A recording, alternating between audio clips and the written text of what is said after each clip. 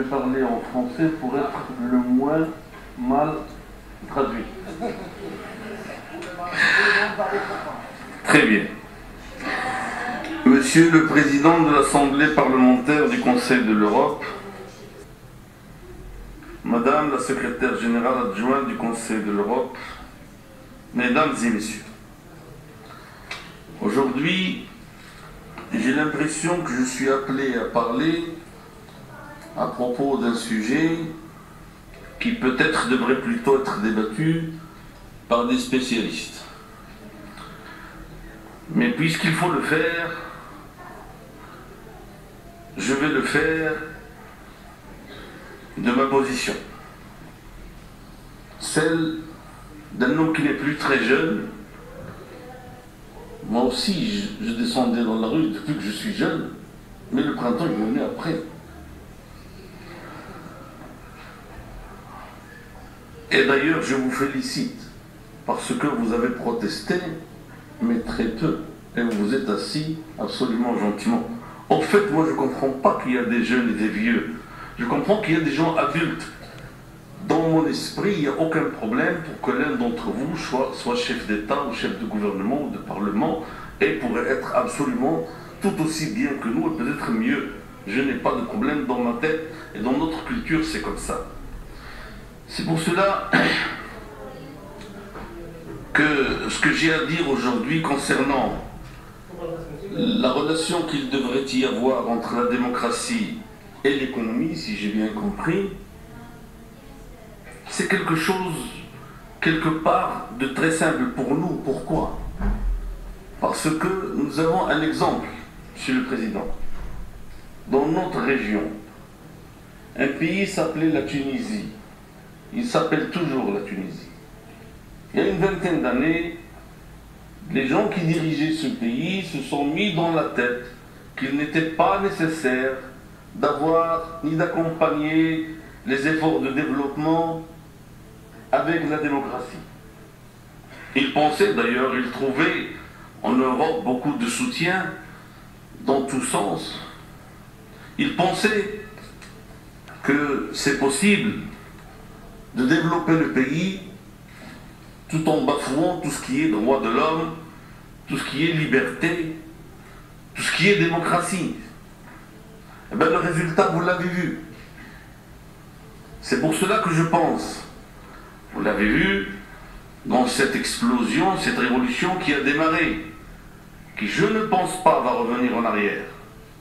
Parce que les peuples arabo-musulmans, et d'ailleurs je ne pense pas qu'ils sont les seuls, ils en ont marre.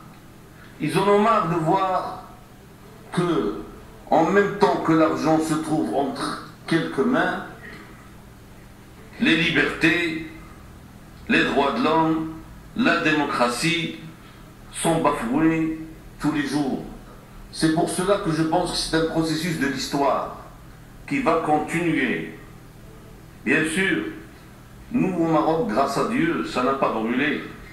Parce que, je le dis avec toute sincérité et sans complaisance, nous avons eu un roi qui a été très intelligent et qui a choisi 20 jours après que les gens soient descendus dans la rue, un peu moins, c'était le 20 février, lui c'était le 9 mars, il a choisi de parler au peuple et de répondre aux aspirations de la classe politique depuis l'indépendance et d'aller vers une nouvelle constitution, des élections qui ont permis à un parti comme le mien qui était dans l'opposition, qui était harcelé, auquel on prévoyait un avenir très marginalisé,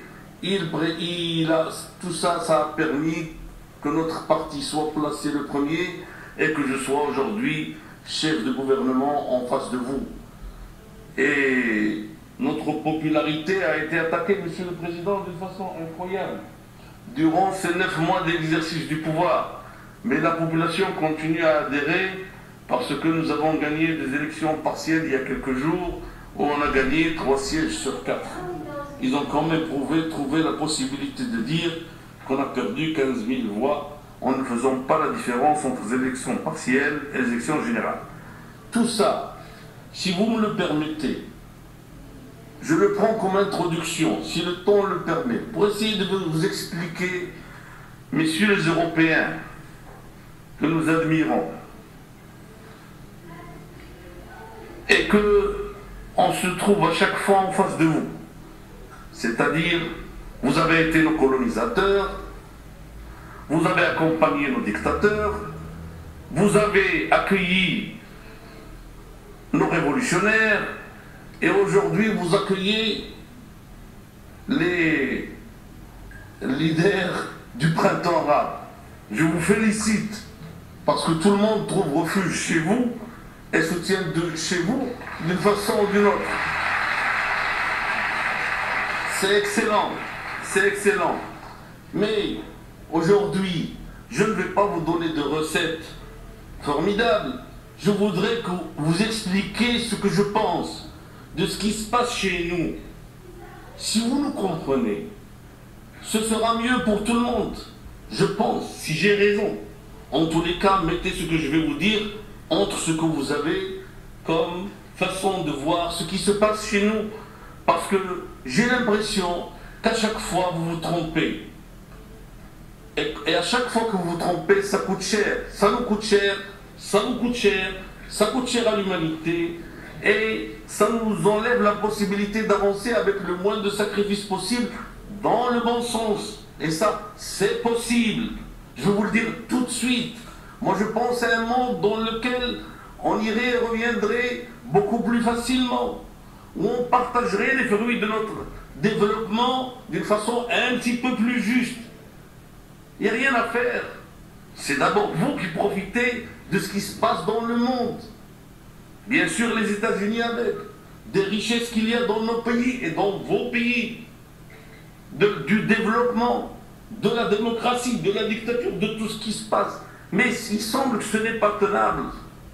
Il semble, étant donné que ce n'est pas juste, il semble que ce n'est pas durable. Donc, vaut mieux réfléchir en termes, ce que j'entends sur les délocalisations, ça me fait rire. Ça me fait rire. Vous ne pouvez pas venir hier parce que ça vous arrangeait, et à chaque fois qu'il y a un petit son de cloche, de crise, vous repartez. Nous, on voit ça très mal. Nous, on veut d'abord avoir affaire à des êtres humains honorables, qui pensent à nous aussi, parce que nous sommes vos partenaires.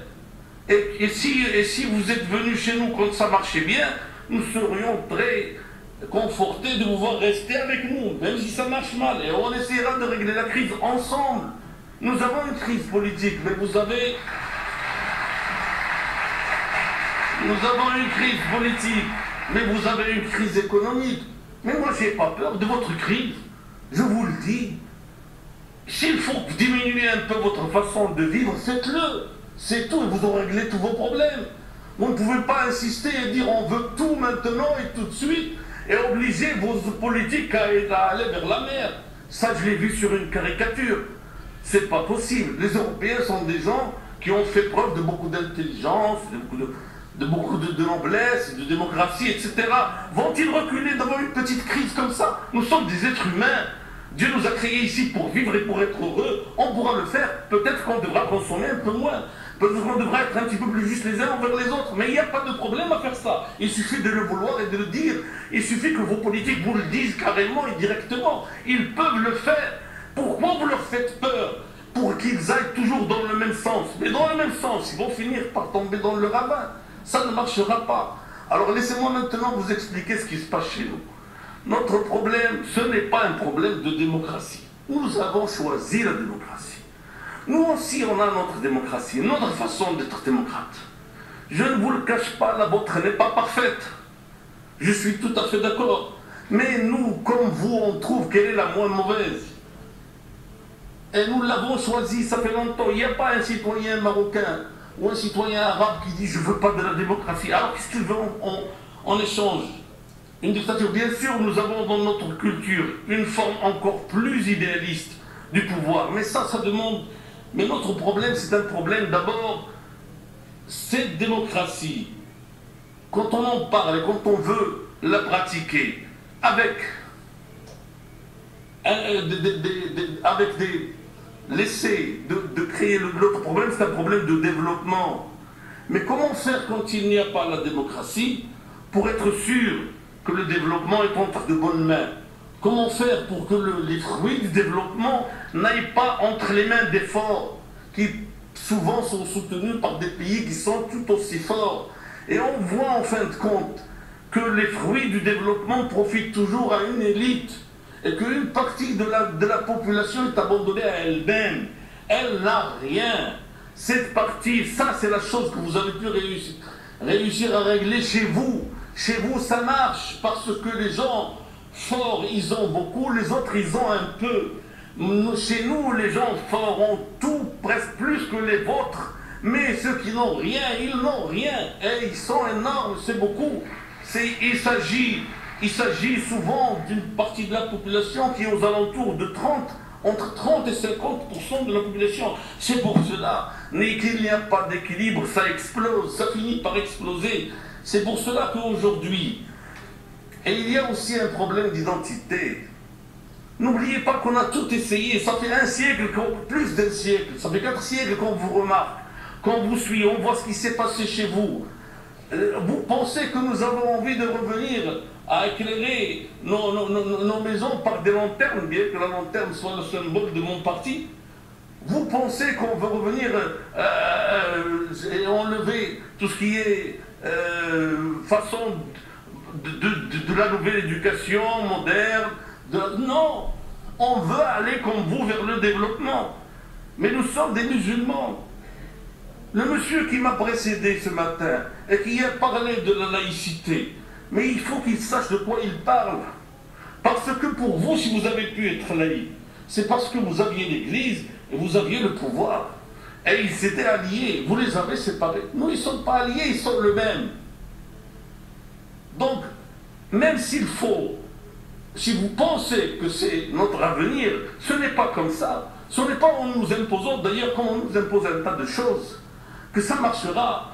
Il faudra qu'on évolue, nous, dans notre contexte, dans notre culture. Et c'est ça l'intelligence de l'Europe qui doit s'exprimer.